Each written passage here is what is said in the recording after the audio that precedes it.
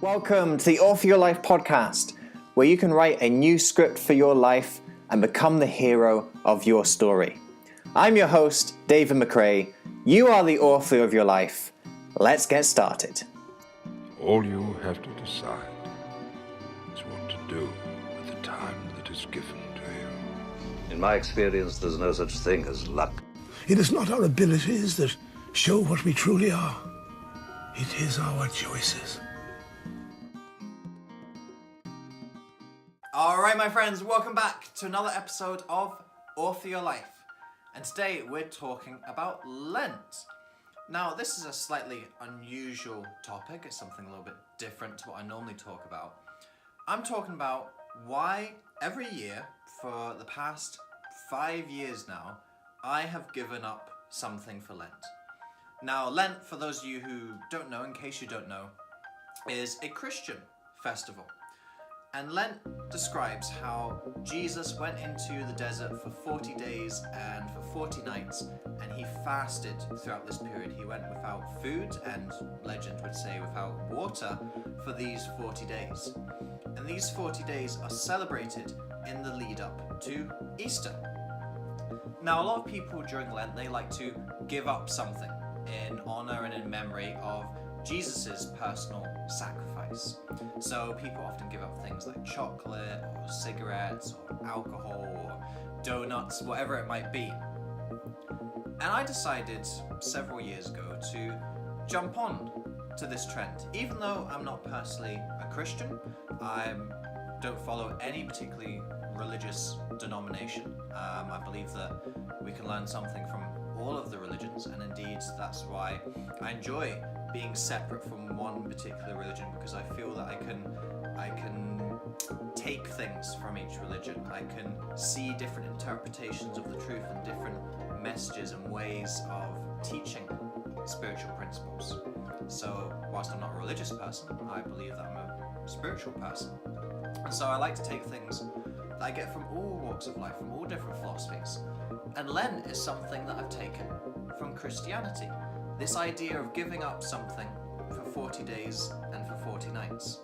And for the past several years now, I've been using Lent to perform lifestyle experiments. And when I first started doing this, in 2013, I got an idea that I might want to give up alcohol.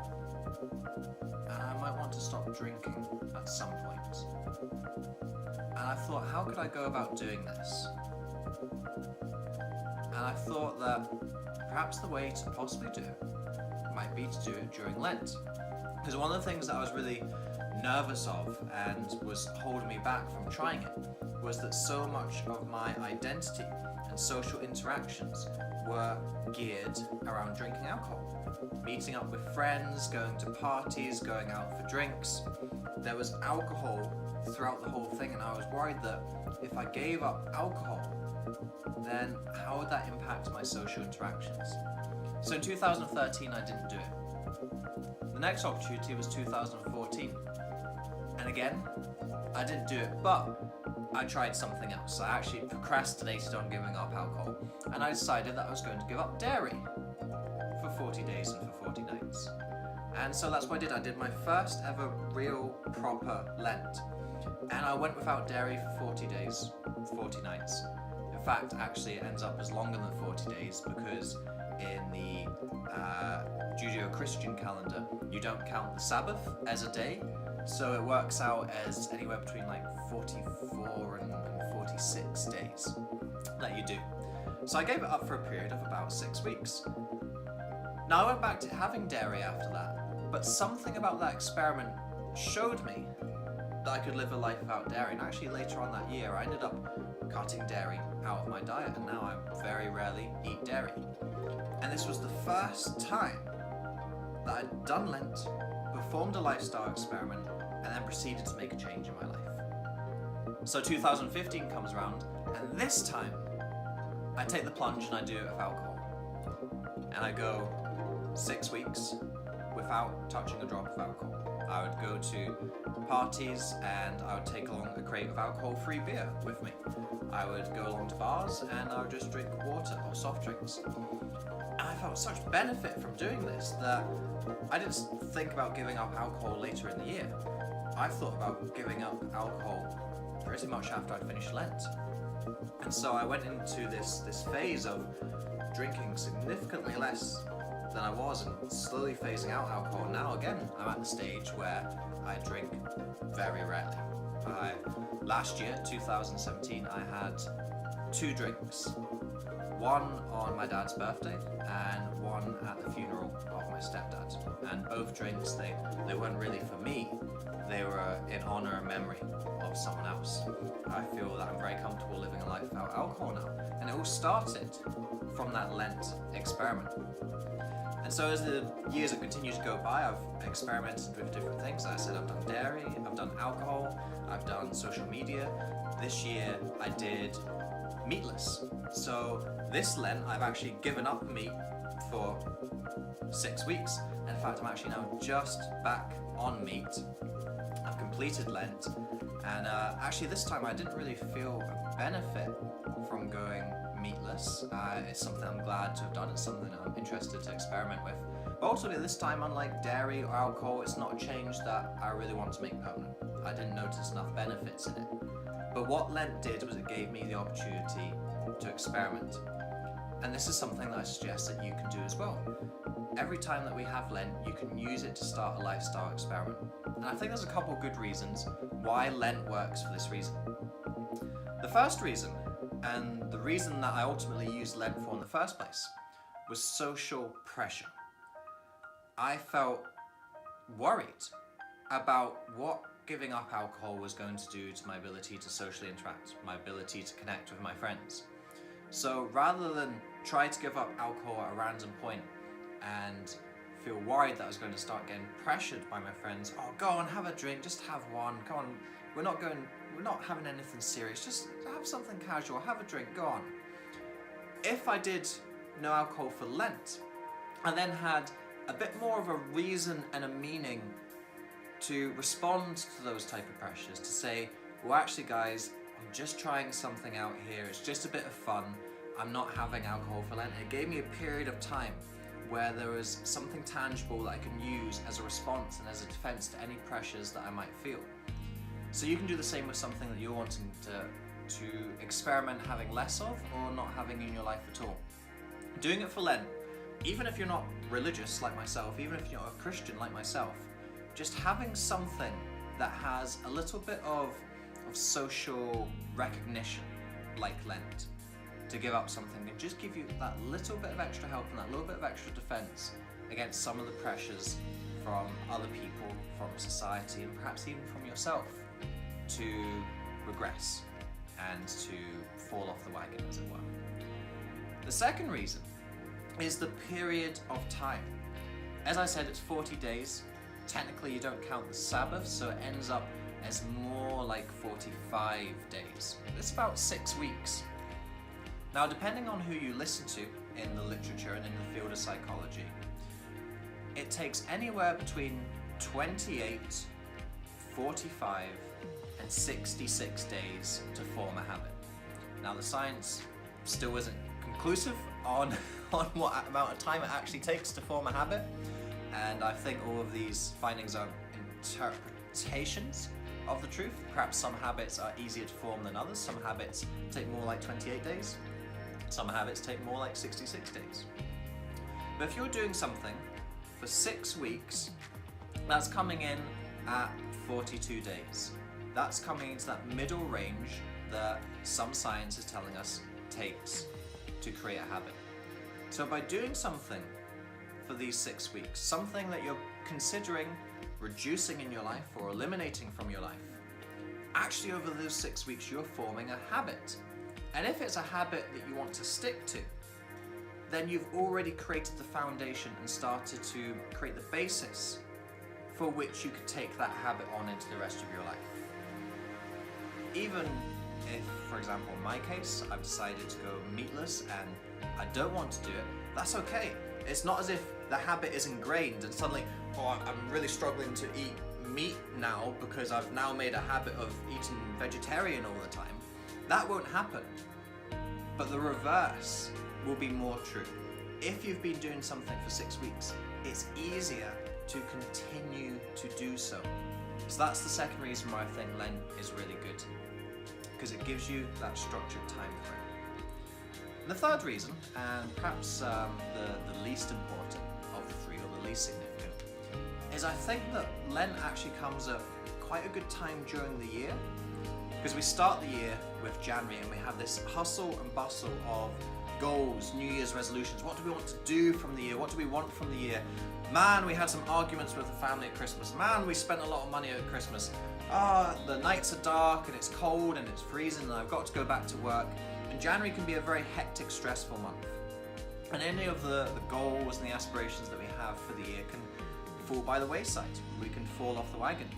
As I've said in previous videos, by the time we get to the end of January, about anywhere between 80 and 90% of people have given up on their New Year's resolutions after just 4 weeks. But rather than see yourself as a failure and see that as a standard to set throughout the rest of the year, along comes Lent as a recovery opportunity. As Lent is done on the lunar calendar rather than the solar calendar, it will come and it will start at different points during the year, but generally it starts somewhere in the middle of February. So after January, which is statistically the most depressing month, it's often the most stressful, it's often the most difficult financially. After you've had January, you start to settle into February, you start to settle into the year a little bit more, and along comes another opportunity for you to create a new habit for yourself, or to have a lifestyle experiment, to readjust the way that you design your life. So I think that Lent comes at a really nice period, comes in the middle of February, and it will last towards the end of March and perhaps into April, again depending on the lunar calendar. So by the time you get to end of March and into the beginning of April, that's a quarter of the year gone. If you follow the corporate calendar, the 1st of April is the start of the second quarter of the year. 5th of April is start of the tax year. So by the time you've completed Lent, you've actually gotten through this sizable chunk of the year. You've completed the first quarter of the year. And if you've managed to embed something and sustain something throughout Lent, suddenly you're in a really nice position with a nice springboard to continue a particular habit or lifestyle change into the rest of the year. It might not have happened for you in January, things might have slipped to the wayside, you might have hit some brick walls and lost your way a little bit, but then Lent comes along and it offers the opportunity for recovery.